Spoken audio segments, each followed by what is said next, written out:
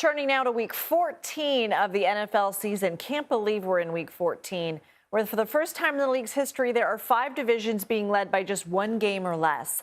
In a fight over control over the AFC South, the Indianapolis Colts will be in Jacksonville to play the Jaguars. Right now, both teams are tied at 8-4 on top of their division, with the Colts looking to break a losing streak in Jacksonville that dates back to 2014. Joining us now is Charlotte Carroll, staff writer at The Athletic. So, Charlotte, what are you watching for this weekend? I'm watching. It's really exciting. There's such a great slate of games, and if you're a football fan, you really kind of get a good one at every event of the calendar and every time slot. The afternoon, and the evening game on Sunday. So it's really fun.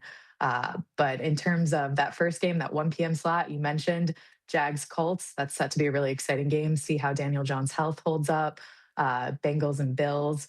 We'll see if Joe Burrow can kind of make it happen. He came back from a turf toe injury, came back with a victory. See if that extends, and you can't go wrong with a Joe Burrow, Josh Allen matchup. You flip to the afternoon slate, and you get to NFC North battle with the 9-3 Bears. Who would have thought they would be on top of the NFC versus the Packers? And then you kind of flip to the evening slate, and you get to Sunday Night Football, Chiefs Texans. Chiefs looking to avoid missing the playoffs for the first time Hmm. in over a decade. Wow, some really interesting storylines. So for a lot of fantasy football fans, this is the last week before they head to the playoffs. What's your advice for anyone who's trying to go to make their playoffs in their own league?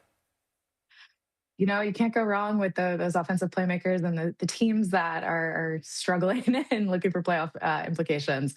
Go with the playmakers and the wide receivers there. And you primarily cover the New York Giants, which has had a pretty disappointing season, to put it lightly, a 2-11 record this season. They're on a bye week, but where do things stand with them?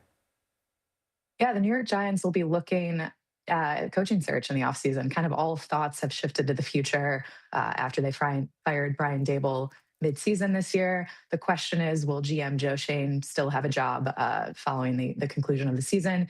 He spoke for the first time earlier this week. We heard his thoughts. He believes he's got the pieces in place to have a really attractive opening in New York.